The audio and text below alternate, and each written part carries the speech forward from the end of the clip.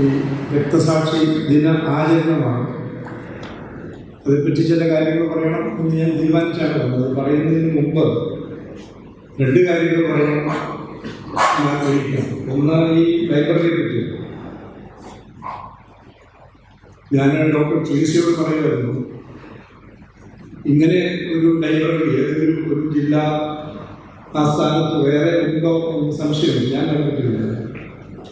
ഞാൻ കേരളത്തിലെ എല്ലാ ലൈബ്രറികളും തന്നെ കണ്ടിട്ടുള്ള ആളാണ്. ഇതിന് സമാനമായി എന്തെങ്കിലും ഞാൻ കണ്ടിട്ടുണ്ടെങ്കിൽ അത് അമേരിക്കയിലെ ജില്ലാ തലസ്ഥാനങ്ങളിലുള്ള ലൈബ്രറിയാണ് എന്ന് പറയുന്നതും എനിക്കായിരുന്നു. അതുകൊണ്ട് അത് സംഘടിപ്പിച്ച് നടത്തുന്ന എല്ലാവരെയും അഭിനന്ദിക്കുന്നു. അതിലെ ഒരു വിസ്മയം, ഒരുപക്ഷെ നിത്യവിസ്മയം എന്ന് പറയാം, 50 വർഷമായിട്ട് ഒരാൾ അതിൻ്റെ ചുമതലക്കാരനായിരിക്കുന്നു എന്ന് പറയുന്നത് പ്രത്യേകിച്ച് കേരളം പോലുള്ള സ്ഥലത്ത് മഹാത്ഭുതം തന്നെയാണ്. രണ്ടാമത് ശ്രീമതി ദയാഭായി പറഞ്ഞ കാര്യം, ഞാൻ അനേകവട്ടത്തിൽ പലവട്ടം എറണാകുളത്ത് ലയോള ഇൻസ്റ്റിറ്റ്യൂട്ട് എന്ന് പറയുന്ന ഇൻസ്റ്റിറ്റ്യൂട്ടാണ്. ജഷൂട്ട് അച്ഛന്മാരെയാണ് അതിൻ്റെ ഓൺലി നോൺ ജഷൂട്ട് മെമ്പറാണ്. അവർക്ക് ഒരു 10 ജഷൂട്ടായിട്ടാണ് കണക്കാക്കുന്നത്. അവിടെ നിങ്ങൾ നടത്തുന്ന ഒരു കോഴ്സ്, പീസ് സ്റ്റഡീസിൽ നടത്തുന്ന ഒരു കോഴ്സുണ്ട്. ഒരു ആക്ഷൻ ഓറിയന്റഡ് ആയിട്ടുള്ള ഒരു കോഴ്സാണ്. അതിൽ നിങ്ങളൊരു സോഷ്യൽ ആക്ഷൻ്റെ, പോസിറ്റീവ് സോഷ്യൽ ആക്ഷൻ്റെ ഒരു പ്രതിനിധിയും പ്രതീകവുമായി അവതരിപ്പിക്കുന്നത് ദയാഭായിയാണ്. നിങ്ങൾ അവിടെ വെച്ച് പലവട്ടം കണ്ടിട്ടുണ്ടെങ്കിൽ ഇന്ന് ഈ ലൈബ്രറിയിൽ വെച്ചെന്ന് കണ്ടു പെട്ടെന്ന് ദയാഭായിനെ ഐഡന്റിഫൈ ചെയ്തത് ഞാൻ ഉടനെ ലയോളക്കാരെ വിളിച്ച് പരാതി പറഞ്ഞു.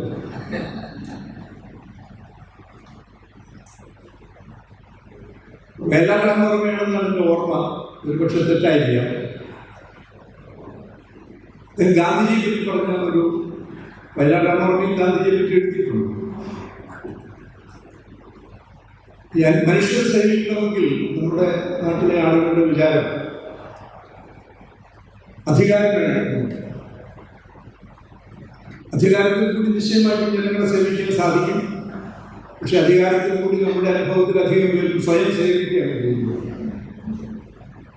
വയലാർ പറയുന്നത്, മന്ത്രിപീഠത്തിൽ കരേറിയെ കാണുള്ളൂ സന്തപ്ത ലോകത്തെ എന്ന നാട്യം പ്രമാണം.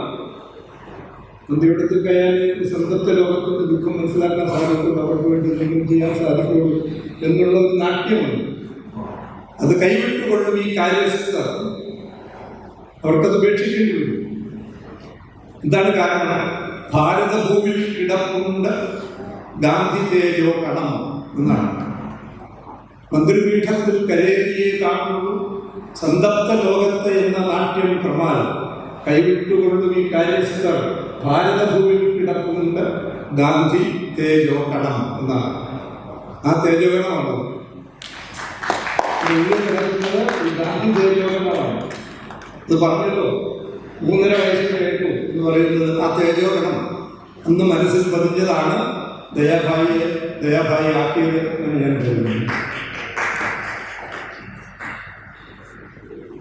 ഗാന്ധി എന്ന് പറയുന്നത് ഗാന്ധി ഒരു ആത്മാഹുതി ചെയ്തതല്ല, ഗാന്ധി വധിക്കപ്പെട്ടതാണെന്ന് നമുക്കറിയാം. ഗാന്ധിയുടെ വധം ഒരു ഗൂഢാലോചനയുടെ പരിസമാപ്തിയായി. ആരാണ് ഗൂഢാലോചന നടത്തിയത് നമുക്കറിയാം. അതൊരു ചെറിയ കാലത്തെ ഗൂഢാലോചന, 1934 ആരംഭിച്ച ഒരു ഗൂഢാലോചനയുടെ പരിസമാപ്തിയാണ് 1948 ഈ ജനുവരി 30 ഉണ്ടായതെന്ന് പറയുന്നു. അങ്ങനെ ഗാന്ധി പോയിന്റ് ബ്ലാങ്കിൽ 3 വെടിയുണ്ട ഉതിർത്ത് ഗാന്ധിജിയെ വധിച്ചപ്പോൾ ഗാന്ധിയെ വധിച്ചയാളുകൾ വിചാരിച്ചത് കഥ കഴിഞ്ഞു. അവർക്കൊരു പദ്ധതി ഉണ്ടായിരുന്നു എന്ന് നമുക്കറിയാം. പക്ഷേ ഞാനൊന്ന് ജമ്പ് ചെയ്ത് പറയുകയാണ്, അന്ന് ഗാന്ധിയെ വധിച്ച ആളുകളുടെ പിന്മുറക്കാരായിട്ടുള്ള ആളുകൾ ഇന്ന് ഈ രാഷ്ട്രത്തിന്റെ സമസ്ത മേഖലകളെയും നിയന്ത്രിക്കുന്ന ആളുകളാണ്. രാഷ്ട്രീയ അധികാര രംഗം മുതൽ സാംസ്കാരിക രംഗം മുതൽ വിദ്യാഭ്യാസ രംഗം മുതൽ എല്ലാ രംഗവും നിയന്ത്രിക്കുന്നത് അതിന്റെ പിന്മുറക്കാരായിട്ടുള്ള ആളുകളാണെന്ന് നമുക്കറിയാം. അവരിന്നും ഗാന്ധിയെ ഭയക്കുകയും ഗാന്ധിയെ തകർക്കാനായിട്ട് ശ്രമിക്കുകയും ചെയ്യുകയാണെന്നുള്ളതാണ്. ഗാന്ധിയുടെ സ്മരണ തന്നെ മായിച്ചു കളയാനായിട്ട് ശ്രമിക്കുകയാണ്. ഗാന്ധിയുടെ ഇൻസ്റ്റിറ്റ്യൂഷൻ സബർമതി ആശ്രമം കംപ്ലീറ്റ് ആയിട്ട് അവരുടെ കയ്യിലായി കഴിഞ്ഞു. ഗാന്ധിജി താമസിച്ചിരുന്ന ഹൃദയകുഞ്ച് എന്ന് പറയുന്ന കെട്ടിടമുണ്ട്, വീടുണ്ട്. അവിടെയാണ് ഗാന്ധി പ്രസിഡന്റ് താമസിച്ചത്. ഞാൻ അഹമ്മദാബാദിൽ ഗാന്ധി സ്ഥാപിച്ച യൂണിവേഴ്സിറ്റിയിൽ 4 വർഷം UGC പ്രൊഫസറായിരുന്നു. അതിലേക്ക് ഞാൻ വരാം. ഈ സബർമതി ആശ്രമം അവർ പിടിച്ചെടുത്തു എന്ന് പറയുന്നതാണ് ശരി. അതിൽ ഈ ഹൃദയകുഞ്ച് ഒഴിച്ച് ബാക്കിയുള്ള കെട്ടിടങ്ങൾ, ഒരു ചെറിയ കെട്ടിടം കൂടി ഒഴിച്ച് ബാക്കിയെല്ലാം ഡിമോളിഷ് ചെയ്തിരുന്നു. ഒരു 3-4 ദിവസം മുമ്പ് ഞാൻ തുഷാർ ഗാന്ധിയായിട്ട് സംസാരിച്ചത് അവിടെ പോയിരുന്നു. അദ്ദേഹം പറഞ്ഞ് 2 കെട്ടിടം 3 കെട്ടിടേ ബാക്കിയുള്ളൂ, ബാക്കിയെല്ലാം ഒരു 5 സ്റ്റാർ രീതിയിലാക്കണം. വിദ്യാപീഠം പിടിച്ചെടുത്തു. ഗുജറാത്ത് വിദ്യാപീഠം ഗാന്ധിജി സ്ഥാപിച്ച 1921 നിസ്സഹകരണ പ്രസ്ഥാനം കാലത്ത് സ്ഥാപിച്ച നാഷണൽ കോളേജാണ്, പിന്നെ ഡീംഡ് യൂണിവേഴ്സിറ്റി. അത് പിടിച്ചെടുത്തു. അവിടുത്തെ ഗവർണറാണ് ചാൻസലർ. ഇപ്പോൾ ആദ്യത്തെ ചാൻസലർ ഗാന്ധിജിയായിരുന്നു. അത് കഴിഞ്ഞ് സർദാർ വല്ലഭായ് പട്ടേലായിരുന്നു. അത് കഴിഞ്ഞ് ബാബു രാജേന്ദ്ര പ്രസാദ് ആയിരുന്നു. അത് കഴിഞ്ഞ് സുശീല നയ്യാറായിരുന്നു. അത് കഴിഞ്ഞ് മൊറാർജി ദേശായി ആയിരുന്നു. ഇങ്ങനെ അവസാനം ഇളാഭട്ടാണ്. അതായത് സേവ എന്ന് പറയുന്ന സെൽഫ് എംപ്ലോയ്ഡ് വിമൻസ് അസോസിയേഷന്റെ ലോകത്തിലെ ഏറ്റവും വലിയ സ്ത്രീ സംഘടനയായ സേവയുടെ പ്രസിഡന്റ് ആയിരുന്ന ഇളാഭട്ട അവരായിരുന്നു അവസാനത്തെ വൈസ് ചാൻസലർ. അവരിൽ നിന്ന് സർക്കാർ പിടിച്ചെടുത്തത് ഗവർണറാണ്. ഭരണസമിതി പിടിച്ചുവിട്ടു. അവർ ഭരണസമിതിയുണ്ടായി. ഞാൻ അവിടുത്തെ അഡ്ജന്റ് പ്രൊഫസറാണ്. ഞാൻ നിങ്ങളുടെ എന്റെ ലിസ്റ്റിൽ നിന്ന് നീക്കം ചെയ്യണമെന്ന് നമുക്ക് കത്തയച്ചു. പക്ഷേ ലിസ്റ്റിൽ പേരെ തന്നെ വിളിക്കാറില്ല. വാരണാസിയിലെ ഒരു വലിയ ക്യാമ്പസ് ഉണ്ടായിരുന്നു. അവിടെയാണ് ഗാന്ധി ഇൻസ്റ്റിറ്റ്യൂട്ട് ഓഫ് സ്റ്റഡീസ് എന്ന് പറയുന്ന JP സ്ഥാപിച്ച ഒരു ഇൻസ്റ്റിറ്റ്യൂട്ട്. ഗാന്ധി വാർത്ത പ്രവർത്തകർക്ക് താമസിച്ചിട്ടില്ല. രാജ്ഘട്ട് എന്നാണ് ഞാൻ പറഞ്ഞത്, വാരണാസി രാജ്ഘട്ട്.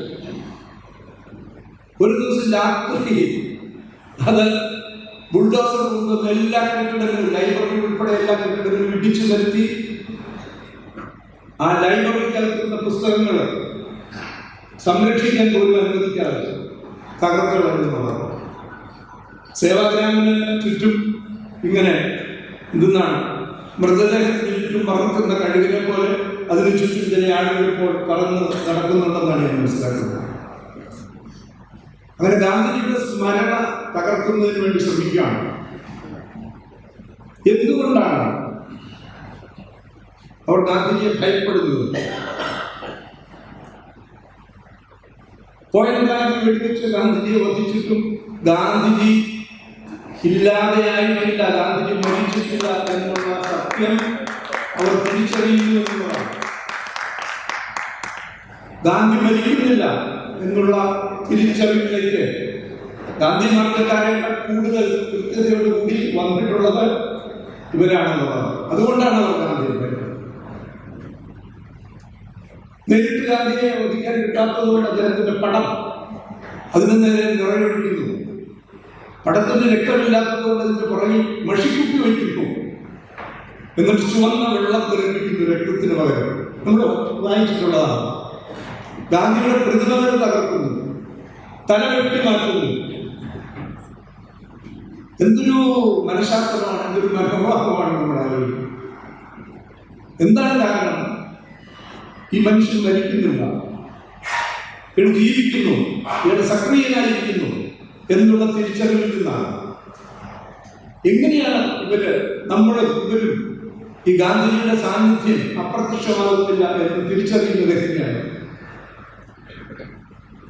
നമ്മുടെ ജീവിതത്തിൽ പ്രതിസന്ധികൾ ഉണ്ടാകുമ്പോൾ, വ്യക്തിയുടെ ജീവിതത്തിൽ, സാമൂഹിക ജീവിതത്തിൽ, രാഷ്ട്രങ്ങളുടെ ജീവിതത്തിൽ, രാഷ്ട്രാന്തര ബന്ധങ്ങളിൽ, പ്രകൃതിയുമായി ബന്ധപ്പെട്ട കാര്യങ്ങളിൽ ഒക്കെ പ്രതിസന്ധികൾ ഉണ്ടാകുമ്പോൾ നമുക്കറിയാം നമ്മുടെ നാട്ടിൽ അക്രമം പെരുകുകയാണ്.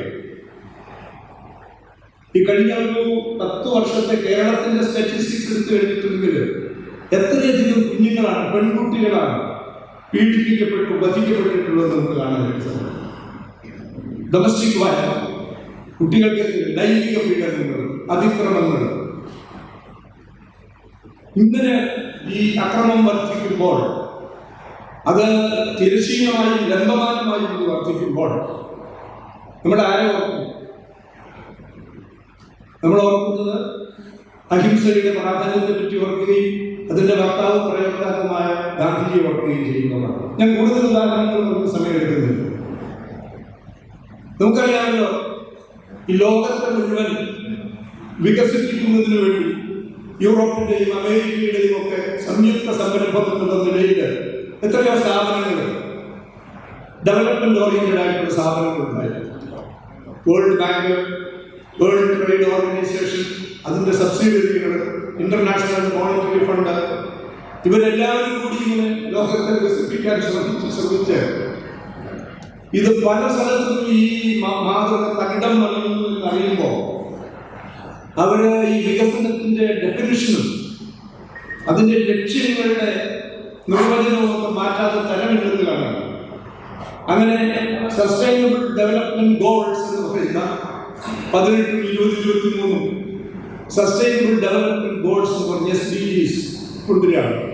അന്നേരവും ഈ സസ്റ്റൈനബിൾ ഡെവലപ്മെന്റ് ഗോൾസ് എന്ന് പറയുന്നത് പ്രകൃതിയുമായിട്ട് സമരസപ്പെട്ട് ജീവിക്കുക, ഇൻഡിജിനസ് കമ്മ്യൂണിറ്റീസുമായിട്ട് അവരുടെ ജീവിതം ചെലവഴിച്ചിട്ടുള്ളത്, അവരുടെ അറിവ്, ഇൻഡിജിനസ് നോളജ് സിസ്റ്റംസ് അത് പ്രയോജനപ്പെടുത്തുക, പ്രാദേശികമായിട്ടുള്ള അറിവുകൾ പ്രയോജനപ്പെടുത്തുക, ഹാൻഡിക്രാഫ്റ്റ്സും അതുപോലെയുള്ള കരവിരുത് ആവശ്യമായിട്ടുള്ള പരമ്പരാഗതമായിട്ട് ചെയ്തു വരുന്ന കാര്യങ്ങളെ വീണ്ടും സജീവമായിട്ട് നിർത്തുക. ഇങ്ങനെ പറയുമ്പോൾ ഗാന്ധിജി ഓർമ്മ കുടിൽ വ്യവസായം, ഗ്രാമ വ്യവസായം, കൈത്തറി, ഖാദി. 2005-ലോ 2006-ലോ നൊബേൽ സമ്മാനം നേടിയ എഡ്മണ്ട് ഫെൽപ്സ് എന്ന് പറയുന്ന ഒരു എക്കണോമിസ്റ്റ്, അദ്ദേഹത്തിന്റെ പ്രഖ്യാതമായ ഒരു പുസ്തകം എന്താണ്, ഗ്ലോബൽ ഫ്ലറിഷിംഗ് എന്നാണ് പുസ്തകത്തിന്റെ title. Grass root innovation, opportunities, chances and challenges എന്നാണ് എൻ്റെ ഓർമ്മ. ആ പുസ്തകത്തിൽ അദ്ദേഹം പറയുന്നത് നമ്മുടെ നാട്ടിൻപുറത്തെ ആളുകൾ ഗ്രാസ് റൂട്ട് ലെവലിൽ നടത്തുന്ന ഇന്നോവേഷൻസ് ഉണ്ട്. ഇന്നോവേഷൻ ആണോ ഇന്നത്തെ ഏറ്റവും വലിയ ഒരു കൺസേൺ, ഒരു സ്ലോഗനാണ്. അങ്ങനെ നടത്തുന്ന ഇന്നോവേഷൻസിൽ കൂടിയാണ് നമ്മുടെ നാട്ടിൻപുറങ്ങളിൽ, ഗ്രാമപ്രദേശങ്ങളിൽ, റൂറൽ ഏരിയ, അവിടെ ആളുകളുടെ ജീവിത നിലവാരം ഉയർന്നു വരുന്നതാണ് മാസ് ഫ്ലറിഷിംഗ് എന്ന് പറയുന്നതാണ്. ഗാന്ധിയുടെ മാതൃകയെ റെഫറൻസ് വരികയാണ്. നൊബേൽ സമ്മാനം കിട്ടിയ ആളുടെ കാര്യമാണ് പറയുന്നത്. അപ്പൊ ഇങ്ങനെ പ്രതിസന്ധികൾ വരികയും ഈ പ്രതിസന്ധികൾക്ക് പരിഹാരം അന്വേഷിക്കുകയും ചെയ്യുന്ന സമയങ്ങളിൽ ഈ ഗാന്ധി ഇങ്ങനെ വരും. ക്രിസ്തുദേവന്റെ പരിത്യാഗശീലവും സാക്ഷാൽ കൃഷ്ണനാം ഭഗവാന്റെ ധർമ്മരക്ഷ വളർന്നുകൊണ്ടുവന്നതാണ്. ബുദ്ധന്റെ അഹിംസയും ശങ്കരാചാര്യന്റെ ബുദ്ധിശക്തിയും രന്തിദേവന്റെ ദയാവായ്പും ശ്രീഹരിചന്ദ്രനുള്ള സത്യവും മുഹമ്മദിന് സ്ഥൈര്യവും ഇതെല്ലാം ഒത്തുചേർന്ന ഈ മനുഷ്യൻ ഇങ്ങനെ വരികയാണ്. അപ്രത്യക്ഷനാകുന്നില്ലേ, അതാണ് പ്രശ്നം. ഇതാണ് ഇവരെ അലോസരപ്പെടുത്തുന്നതെന്നാണ്. അപ്പൊ നമ്മൾ തന്നെ അന്വേഷിക്കും. നമ്മൾ ജീവിക്കുന്ന ചുറ്റുപാടുകളിൽ പ്രശ്നങ്ങൾ ഉണ്ടാകുമ്പോൾ ഗാന്ധി ഓർക്കാതിരിക്കാൻ സാധിക്കും. ഞാൻ ഓർക്കുന്നു, ഹെൻറി ജെയിംസ് എന്ന് പറയുന്ന ഒരു ബ്രിട്ടീഷ് അമേരിക്കൻ നോവലിസ്റ്റാണ്. ഞങ്ങളൊക്കെ ഇംഗ്ലീഷ് സാഹിത്യം പഠിക്കുന്ന കാലത്ത് മാസ്റ്റേഴ്സ് ചെയ്യുന്ന സമയത്ത് ഹെൻറി ജെയിംസിന്റെ നോവൽ പഠിക്കാൻ അദ്ദേഹം ഒരു ലിറ്റററി തിയറിസ്റ്റ് കൂടിയായിരുന്നു. അദ്ദേഹം പറയുന്ന അദ്ദേഹത്തിന്റെ പ്രസിദ്ധമായ ഒരു വാക്യമുണ്ട്. Everywhere I go in mind. നമ്മുടെ ഹയർ എഡ്യൂക്കേഷൻ മിനിസ്റ്റർ പറഞ്ഞതുപോലെയുള്ള പോക്കല്ല. Everywhere I go in mind Plato comes back to me എന്നാണ്. കാരണം പ്ലേറ്റോയുടെ ഐഡിയലിസം എന്ന് പറയുന്നത് പൊളിറ്റിക്കൽ സയൻസിൽ പഠിച്ചിട്ടുണ്ടാവുന്നു. ഈ പ്ലേറ്റോയുടെ ഐഡിയലിസത്തെ റിജക്റ്റ് ചെയ്തു ഒരു കാലത്ത്, പ്രത്യേകിച്ചും റാഷണലിസവും മെറ്റീരിയലിസവും വന്നു കഴിഞ്ഞപ്പോൾ പ്ലേറ്റോയുടെ ഐഡിയലിസത്തെ റിജക്റ്റ് ചെയ്തു. അങ്ങനെ റിജക്റ്റ് ചെയ്തവരുടെ ഗണത്തിൽപ്പെട്ട ഒരു പ്രമുഖനായ ചിന്തകനാണ് ഹെൻറി ജെയിംസ്. അദ്ദേഹം പറയുകയാണ്, എന്നിട്ടും ഞാൻ എവിടെ തിരിഞ്ഞെന്ന് നോക്കിയാലും അവിടെ എല്ലാം പ്ലേറ്റോ പ്രത്യക്ഷപ്പെടുകയാണ്. അവിടെ എല്ലാം പൂത്ത മരങ്ങൾ മാത്രമെന്ന് പറഞ്ഞു എന്ന് പറയുന്നത് പോലെയാണ് ഗാന്ധിജി. പ്രതിസന്ധി ഉണ്ടാകുമ്പോൾ നമ്മൾ എവിടെ തിരിഞ്ഞാലും ഇതാ വരുന്നു ഗാന്ധി. ഇതാണ്. അതുകൊണ്ട് ഈ ഗാന്ധി ആദരിക്കപ്പെടുന്നു, അനുവർത്തിക്കപ്പെടുന്നു. അദ്ദേഹം ഒരു മഹാമാതൃകയായിട്ട് മെറ്റാപരാടയമായിട്ട് ഉയർന്നു നിൽക്കുന്നു എന്നുള്ള വസ്തുത നമ്മുടെ ഈ ഗോഡ്സയുടെ പിന്തുണക്കാരെ ചെറിയ തോതിലല്ല അവസരപ്പെടുത്തുന്നു എന്നുള്ളതാണ്. അതുകൊണ്ടാണ് അവര് ഗാന്ധിജിയെ നേരിട്ട് വധിക്കാൻ കിട്ടാത്തത് കൊണ്ട് അവര് ഗാന്ധിജിയുടെ സ്മരണയെ തകർക്കുന്നതിന് വേണ്ടി ഉള്ള ശ്രമം നടത്തുകയാണ്. ഇവിടെ ഞാൻ ഇതിന്റെ ഒരു പൂർത്തീകരണത്തിന് വേണ്ടി രണ്ട് കാര്യങ്ങളുണ്ട്. എന്താണ് ഇവർക്ക് ഗാന്ധിജിയോടുള്ള ഈ വിരോധത്തിന്റെ കാരണം? അവർക്ക് ഗോഡ്സെയോടൊപ്പം നിന്നവരും ഇന്ന് അവരുടെ പിന്മുറക്കാരായി നമ്മൾ ഐഡന്റിഫൈ ചെയ്യുന്ന ആളുകളും അവരൊരു പ്രത്യയ ശാസ്ത്രത്തിൽ വിശ്വസിക്കുന്നവരാണ്. ഹിന്ദുത്വ എന്ന് പറയുന്ന ഒരു പ്രത്യയ ശാസ്ത്രത്തിൽ വിശ്വസിക്കുന്നവരാണ്. ഹിന്ദുത്വയുടെ അടിസ്ഥാന പുസ്തകം നമുക്കറിയാം. അത് സവർക്കർ എഴുതിയ ഹിന്ദുത്വ ഹൂയിസ് എ ഹിന്ദു എന്ന് പറയുന്ന പുസ്തകമാണ്. മറ്റു പുസ്തകങ്ങളുണ്ട്. ഒന്നാം സ്വാതന്ത്ര്യ സമരത്തെ പറ്റിയിട്ടുള്ള അദ്ദേഹത്തിന്റെ പുസ്തകം. ഈ പുസ്തകം പിന്നീട് RSSന്റെ നേതാവായിട്ട് വന്ന ഗോൾവാൾക്കർ, ഗുരു ഗോൾവാൾക്കർ എന്നവർ പറയുന്ന സ്ഥാപകനേക്കാൾ കൂടുതൽ അവർ ആചാര്യനെ ബഹുമാനിക്കുന്ന, ഹെഡ്ഗേവാറിനേക്കാൾ കൂടുതൽ ബഹുമാനിക്കുന്ന ആളാണ്. അദ്ദേഹത്തിന്റെ പുസ്തകമുണ്ട്. ഇംഗ്ലീഷ് ബഞ്ച് ഓഫ് തോട്ട്സ് എന്നാണ് പറയുന്നത്. മലയാളത്തിൽ വിചാരധാര എന്നുള്ള പേരിലാണ് പറഞ്ഞത്. അത് രണ്ടും കൂടിയാണ് ഇവരുടെ അടിസ്ഥാന പ്രമാണ ഗ്രന്ഥങ്ങൾ എന്ന് പറയുന്നത്. കമ്മ്യൂണിസ്റ്റ് മാനിഫെസ്റ്റോയും ദാസ് ക്യാപിറ്റലും പോലെ ഇതാണ് അവരുടെ അടിസ്ഥാന ഗ്രന്ഥം. അതിനകത്ത് അവർ പറയുന്നത് ഈ രാജ്യം എന്ന് പറയുന്നത് ഇവിടുത്തെ ഭൂരിപക്ഷ മതത്തിൻ്റെതാണ്, മതവിഭാഗത്തിൻ്റെതാണ്. ഹിന്ദു അതിന്റെ കഥയൊക്കെ പറയും സവർക്കർ. ആദ്യം ഇവിടെ ഹിന്ദുവായി വരുന്നതിന്റെ കഥ പറയാൻ പറ്റും. അത് കഴിഞ്ഞാൽ ഈ സംസ്കൃത ഭാഷ അതിലുണ്ടായ കൃതികൾ, സംസ്കൃതത്തിന്റെ പ്രാധാന്യത്തെ പറ്റി അച്ഛനുമായി സംസാരിക്കില്ല. സംസ്കൃതമല്ല അവരിൽ നിന്ന് പറയുന്നത്, സംസ്കൃതത്തിൽ നിന്ന് സംസ്കരിച്ചെടുത്ത ഹിന്ദി എന്ന് പറയുന്നത്. അപ്പൊ ഹിന്ദു, ഹിന്ദി, ഹിന്ദുസ്ഥാൻ, അവരുടെ രാജ്യമായ ഹിന്ദുസ്ഥാൻ എന്ന് പറയുന്നത്. അതുകൊണ്ട് ഭൂരിപക്ഷ മതത്തിൻ്റെതാണ് രാജ്യം. ന്യൂനപക്ഷക്കാരോട് ഇരിക്കുന്ന കുഴപ്പമില്ല, പക്ഷേ അവർ ഭൂരിപക്ഷത്തിന് വിധേയരായിരിക്കണം. അതാണ് അവർ എന്തെന്നാണ് അവർക്കൊരു ഇടമുണ്ടാകും, പക്ഷെ അവര് രണ്ടാം നിരക്കാരും രണ്ടാം തരക്കാരുമായിരിക്കും എന്നുള്ളതാണ്. അതാണ് അവരുടെ നിലപാട്. കാരണം ഹിന്ദുക്കളാണ് ഇന്ത്യയെ മാതൃഭൂമിയും പിതൃഭൂമിയും പുണ്യഭൂമിയും ഒക്കെ കണക്കാക്കുന്നത്, ന്യൂനപക്ഷങ്ങളല്ല.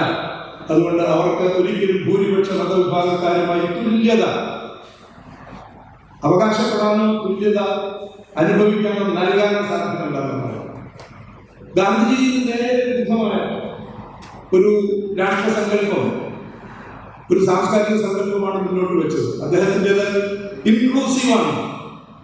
എല്ലാവരെയും ഉൾക്കൊള്ളണം. ഈ രാജ്യത്തെ എല്ലാവരും കൂടിച്ചേരുന്നതാണ് രാജ്യം എന്ന് പറയുന്നത്. എല്ലാവരും പരസ്പരം ബഹുമാനിക്കണം. ഇത് മതമാകട്ടെ ജാതിയാകട്ടെ പരസ്പര ബഹുമാനത്തോടുകൂടി ഏകോദര സഹോദരന്മാരെ പോലെ ഇതൊക്കെ നമ്മൾ പറയുന്നത്. നമ്മുടെ കവികളെ പറ്റി പറഞ്ഞിട്ടുണ്ടല്ലോ. ഉള്ളൂര് ഹിന്ദുവും മുസൽമാനും ക്രിസ്ത്യനും യഹൂദനും ഒന്നുപോലെ കഴിയുന്നത് എത്രയോ ശതാബ്ദമായി. അവർത്തൻ സഹോദര നിർവിശേഷമാണ് സ്നേഹം, ഇവരെ പൊന്മൂക്കളാൽ സൗരഭം ഒഴിക്കുകയാണ്. ഉള്ളൂര് പാടിയിട്ടുണ്ട്. ഇതൊരു കാൽപ്പനികമായ ഒരു കൽപ്പനയല്ല, ഒരു കാൽപ്പനികമായ ഒരു സങ്കല്പനമല്ല, അതൊരു യാഥാർത്ഥ്യമായിരുന്നുള്ളതാണ്. ഇത് അംഗീകരിക്കാതിരിക്കുക എന്നുള്ള ചുരുക്കി പറയുകയാണ്. അതാണ് പ്രശ്നം. ഇല്ല, ഒരു ഇൻക്ലൂസീവ് എഗാലിറ്റേറിയൻ രാഷ്ട്രസങ്കല്പം എന്ന് പറയുന്നത്. അതുകൊണ്ട് ഗാന്ധിയാണ് ശത്രു, ഗാന്ധിയെ വെച്ചുടയ്ക്കുക എന്നുള്ളതാണ്. ഇവരുടെ ഈ ലോജിക്കിന്റെ വളരെ വിചിത്രമായ ഒരു കാര്യം കൂടി പറയാം.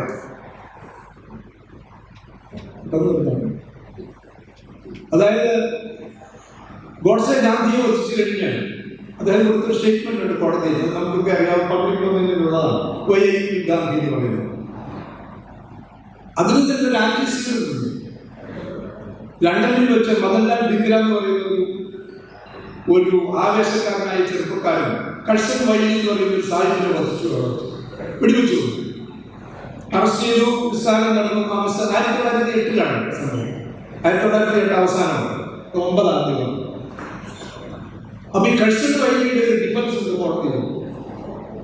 ആ സമയത്താണ് ഗാന്ധിജി തെക്കേ ആഫ്രിക്കയിൽ നിന്ന് അദ്ദേഹത്തിന്റെ സമരത്തിന് പിന്തുണ ആർജിക്കുന്നതിന് വേണ്ടിയിട്ട് ലണ്ടനിൽ പോകുന്ന സമയത്ത് ഈ കഴ്സൺ വൈലിയുടെ വധത്തെ സംബന്ധിച്ചിട്ടുള്ള മദൻലാൽ ധിംഗ്രയുടെ ഈ കോടതിയിലെ സ്റ്റേറ്റ്മെന്റ് വലിയ ചർച്ചയാണ്. ഇന്ത്യയിലൊക്കെ ആളുകൾ വളരെ ആവശ്യത്തോടുകൂടി ചർച്ച ചെയ്ത ഒന്നാണ്. ഏകദേശം അതിൻ്റെ ഒരു മാതൃകയിലാണ്.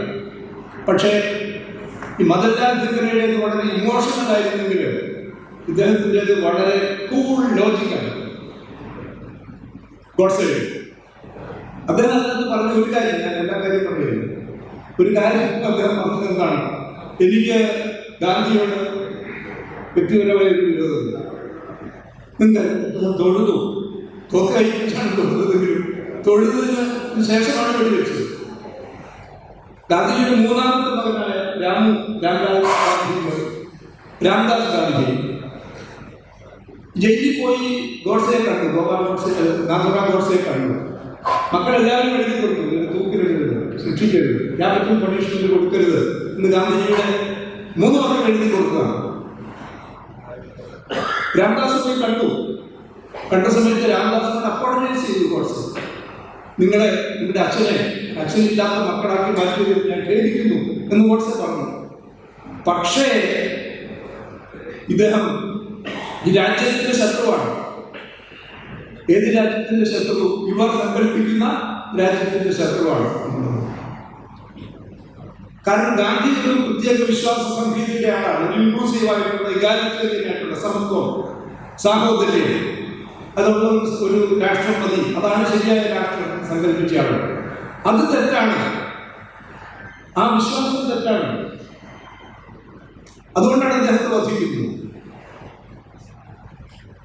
ഈ വിശ്വാസം, തെറ്റായ വിശ്വാസം പുലർത്തുന്ന ഒരാളെ വെടിവെച്ച് കൊന്നാൽ ആ ആശയം തകർക്കപ്പെടും അല്ലെങ്കിൽ തകരും എന്നുള്ള വിശ്വാസത്തിൽ എന്ത് ലോകിക്കാനുള്ളൂ? ഒരാശയം എവിടെയൊക്കെ പ്രവർത്തിക്കുന്നു നമുക്ക് എന്താ അറിയാം? ആശയം പ്രവർത്തിക്കുന്നത് നമ്മുടെ ബുദ്ധിയിലും നമ്മുടെ മനസ്സിലും നമ്മുടെ ഹൃദയത്തിലും. ഇതാണ് മനുഷ്യനെ പറ്റി പറയുമ്പോൾ ഇന്റലക്ട് ആൻഡ് അഫക്ട് എന്ന് പറയും. ഒരു വികാരത്തിന്റെ പ്രപഞ്ചം, അതുപോലെ തന്നെ വിചാരത്തിന്റെ പ്രപഞ്ചം. ഈ 2 മേഖലകളിലാണ് ആശയങ്ങൾ പ്രചരിക്കുന്നത്. അതിനെ ആ രീതിയിൽ നേരിടേണ്ടതിന് പകരം ആശയങ്ങൾ കൊണ്ട്, ആദർശങ്ങളെ ആദർശങ്ങൾ കൊണ്ട്, പ്രത്യയശാസ്ത്രം കൊണ്ട് നേരിടേണ്ടതിന് പകരം അതിൽ വിശ്വസിക്കുന്ന ഒരാളെ കായികമായി വകവരുത്തിയാൽ ആ വിശ്വാസം അതോടുകൂടി, ആ പ്രത്യയശാസ്ത്രം അല്ലെങ്കിൽ ആദർശ സംഹിത അതോടുകൂടി ഇല്ലാതാകും എന്ന ഒരു വലിയ മൗഢ്യത്തിന്, ഡെല്യൂഷനാണ് ഒരു മിഥ്യാധാരണ. ഒരു ഡെല്യൂഷന്റെ വിക്റ്റിമായിരുന്നു, ഇരകളായിരുന്നു.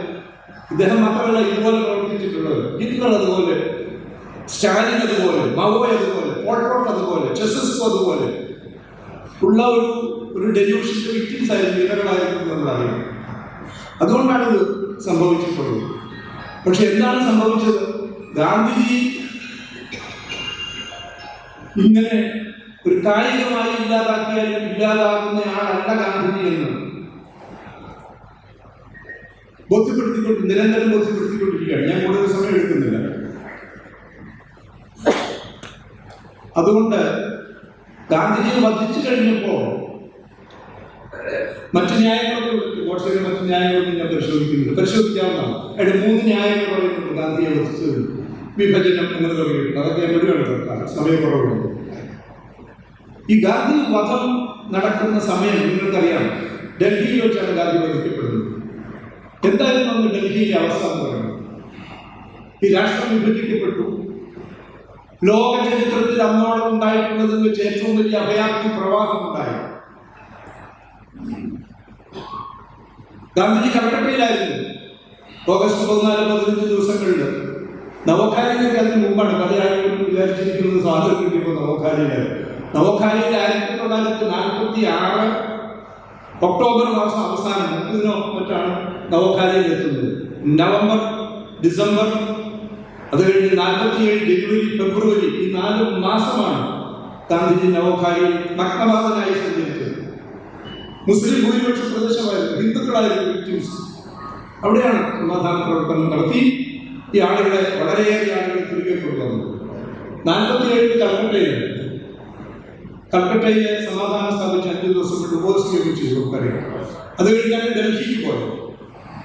ഈ ഡൽഹി എന്ന് പറയുന്നത് അഭയാർത്ഥി പ്രവാഹം കൊണ്ട് ആർക്കും എന്താണ് ഡൽഹി എന്ന് തിരിച്ചറിയാൻ വയ്യാത്ത വിധം ഇളകി മറിഞ്ഞു കഴിഞ്ഞിരുന്ന ഒരു സാഹചര്യമാണ്. ആ സമയത്താണ് ഗാന്ധിജി അവിടെ പോവുകയും അദ്ദേഹം താമസിച്ചിരുന്ന ഒരു കോളനിയുണ്ട്.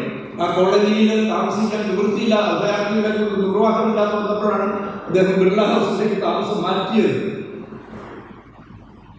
അല്ലാതെ ബിർള ഹൗസിന്റെ ഒരു ഭൗതിക സുഖ സൗകര്യങ്ങൾ ആസ്വദിക്കുന്നതിന് വേണ്ടി പോയതാണെന്ന് പ്രചരിപ്പിക്കുന്നത്.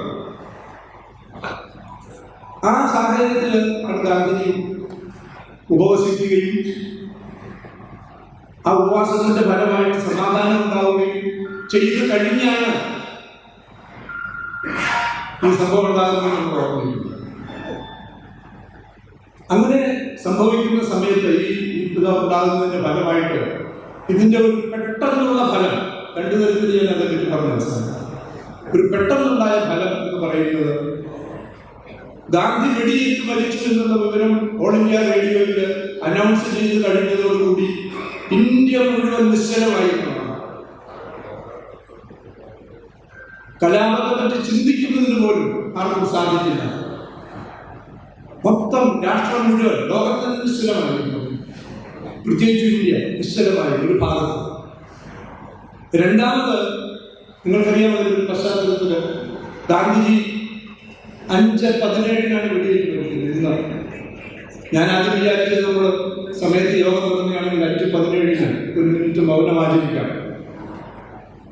5/17 ഗാന്ധിജി വധിക്കപ്പെട്ടത്. 5 മണിക്കാണ് അദ്ദേഹത്തിന്റെ പ്രാർത്ഥനാ യോഗം. സാധാരണ അദ്ദേഹം പ്രാർത്ഥനാ യോഗങ്ങളിൽ ഒരു കാര്യത്തിൽ വൈകാറില്ലെന്നാണ്. ഒന്ന് വൈകിയത് അദ്ദേഹം പട്ടേലുമായിട്ട്, സർദാർ വല്ലഭായ് പട്ടേലുമായിട്ട് സംസാരിക്കുകയായിരുന്നു. പട്ടേലും നെഹ്റുവും തമ്മിൽ ചില കാര്യങ്ങളിൽ വളരെ ശക്തമായ അഭിപ്രായ വ്യത്യാസങ്ങൾ ഉണ്ടാവുകയും അവർ രണ്ടും 2 ചേരികളായി തിരിയുന്നു എന്നുള്ള കിംവദന്തി ഇന്ത്യയിൽ വ്യാപകമായി പ്രചരിപ്പിക്കപ്പെടുകയും ചെയ്ത ഒരു സാഹചര്യത്തിലാണ്. ഗാന്ധിജി ആദ്യം നെഹ്റുവിനോട് സംസാരിച്ചു, അത് കഴിഞ്ഞ് പട്ടേലിനോട് സംസാരിച്ചു.